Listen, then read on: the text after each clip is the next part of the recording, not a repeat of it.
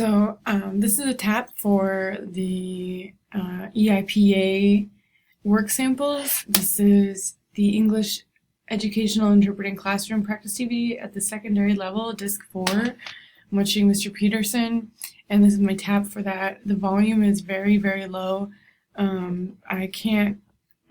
It doesn't go any higher than this. I might have to use headphones at some point just so I can get what he's saying, but for these purposes now, I think I can look and just kind of make some, have some considerations anyway, while I'm watching him. So I also have a copy here of the transcript of what he's going to be talking about.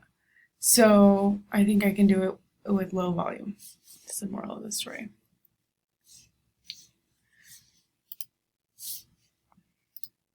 To get rid of the discrimination ethics and start talking about the civil rights movement was not just about ending segregation, it's also about So we're talking about discrimination. That seems to be the main topic. more effort to get rid of. It looks like he'll have some people that he wants, some specific examples of figures from that time that he wants to talk about. He's got the overhead projector. Make sure to not stand in front of that. Not from your book, maybe you know the story. The story that he told was that the young man was actually visiting relatives, I believe, from Chicago, Mississippi, and talked about having a white girlfriend. But, he spoke to a white woman, speaking to a white woman, initiating a conversation with a white person, really something black. So initiating a conversation with a white woman, he found very offensive. So, even confessed later to murder, but an all-white jury found him innocent. Huh. Outrage. So Not just in Chicago, but really all around. there's some layers into what he's talking about in terms of like he really wants people to really listen to what he's saying because these concepts go a little deeper and can be surprising. So we have a student asking a question. I can't go now. The student's question was, "Oh, you mean the white guy confesses to the murder and they let him go?" There's no doubt in the minds of anyone. So I think that for my considerations, I want to think about the confess, murderer, innocent, I think, or not guilty. So thinking about signs that are in that category that I just want to make sure that I know.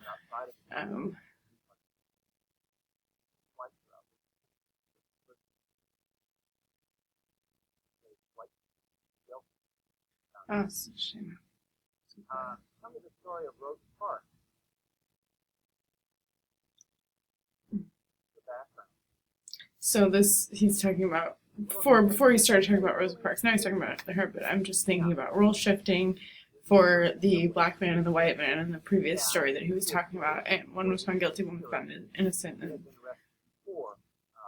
just that's a consideration. So now he's talking about Rosa Parks, and the NAACP. The NAACP, of course, is always looking for legal action, always looking for ways to fight for legal action. So if we give up the seat to white action, Like legal action. and her arrest, Sure, I think that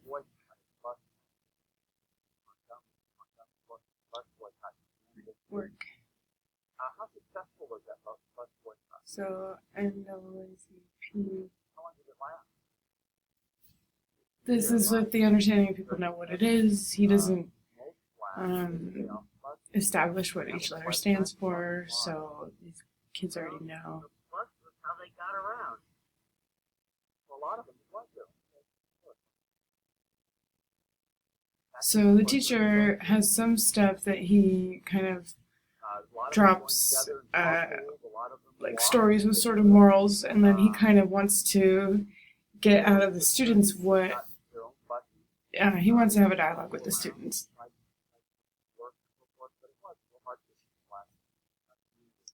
They, for the most part, had not been for their own transportation. They relied on the bus. By the way, was owned by white business. What happened to the organizers of the bus at one time? They were arrested. How was it settled, by the way?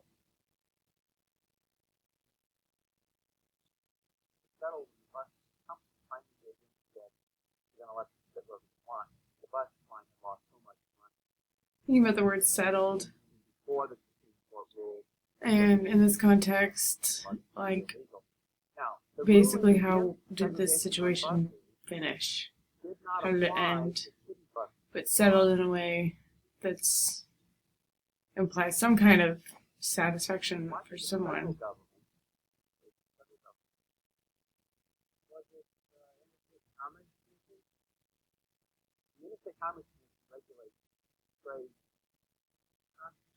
Interstate Commerce Commission. Across state lines. So initially, it only affected buses that went across state lines. Later, they found other ways. There are always ways. Other ways to get up to buses. The transcript just says teacher and student, teacher and student. The transcript doesn't have names of the students, so I can see that I can just kind of be a little vague about that, but you can hear that there are different students, but it doesn't seem to be prioritized in this transcript. 1957, if you move forward here a little bit. Or a little. 1957 was the Arkansas school situation. What was that situation? 1957, Little Rock, Arkansas, needing to know. Probably just finger spelling it all out because I'm not from that area and I don't know it. And then Arkansas.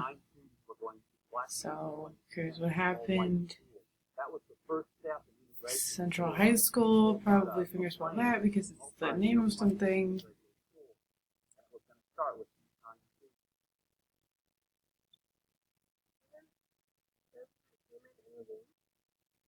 President Truman intervene.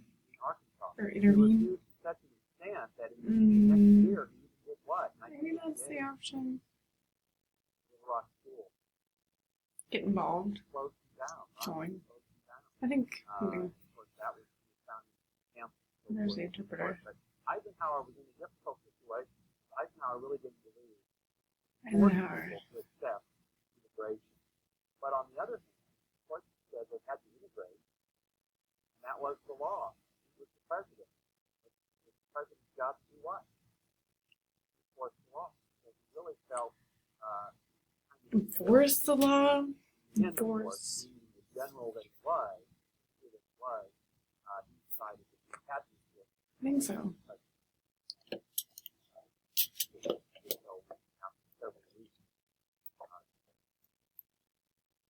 Civil rights movement, of course, Dr. Martin King. There are really two parts of the civil rights movement. There's nonviolent. Two parts of the civil rights movement. Kind of. There's also the more violent side. Nonviolent. And then. Dr. Martin Luther King and James Lawson are top of the list. Dr. Martin Luther King and James Lawson are in the nonviolent. Everyone knows, I guess, Dr. Martin.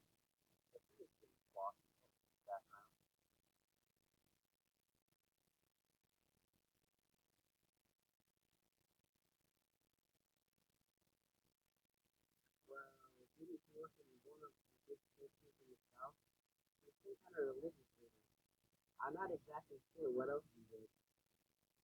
Well, he was a minister, just like Dr. Martin Minister, preacher. I want to say it's the same sign. India, Guessing. right. And in India, of course, we have had opportunity India to needing learn about to establish that sign. I nonviolent, know that this isn't the civil sign anymore, and that disobedience it's by who? more like By Mahatma Gandhi. India. Gandhi, I of think course, is a story about Gandhi. Mahatma Gandhi. Lived in South Africa. There's some spelling there. And developed these ideas of civil disobedience, nonviolent and then took those Apartheid. ideas from South Africa to India. Really led the struggle against the British for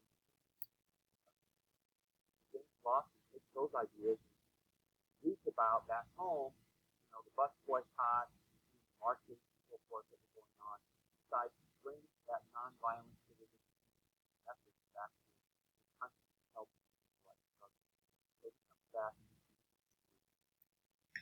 And we'll figure out this By volume thing. nonviolent revolution, When I actually things like the do marches, this. speeches, sitting, freedom rides, boycott. What were the freedom rides?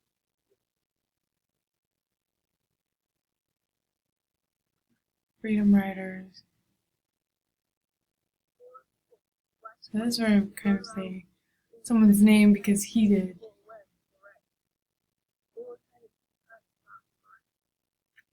Okay, usually black and white together, rode on the bus across the south, integrated buses, defiant of the order, trying to get their message out.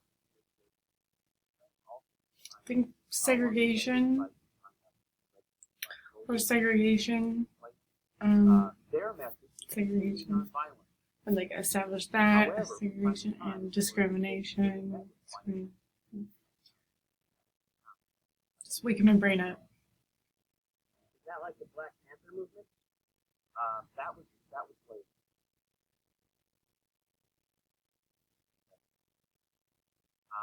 So all of this is part of the nonviolent revolution. And it really is this nonviolent revolution that gets people interested, I think, more and more interested in what's going on in town. Because there's nothing at all violent about it. But people just feel fresh upon it. So a lot more white, I think, more. That is the cause.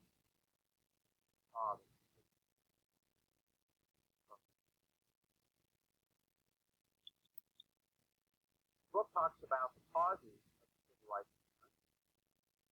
Cause and effect part of the book. Here are the 5 causes they give. Factors contributing to the civil rights movement. One of them, they say, is black urbanization. When did that black urbanization occur? When did blacks in large numbers Urbanization. I would fingerspell, I guess. Yeah. It just. Would there have been a big exodus of blacks in the countryside? What else? 50s? What else? What did you say, Tony? World War II. Yeah, we're really during the war, right? We lost workers during the war and after the war. Large numbers of blacks. Because of their experience in the military, because they factors responsible. So you do have large black communities in most of the cities, wherever they were factors. Why would living in cities make them more likely than this revolution? They're all together. They're good. They're all together. There was strength in numbers, right? While they were dispersed across the countryside and south, far from one another, they didn't have the power or the strength or the unity that they had once they were brought together. The black urbanization is just one reason. A second factor is black system. Most of the leaders in the civil rights movement were what? Were Catholics. Most of them were the church class. And in the black churches, you had not just religion being taught, but you also had political messages. And words being spread from one I wonder about to like another about what political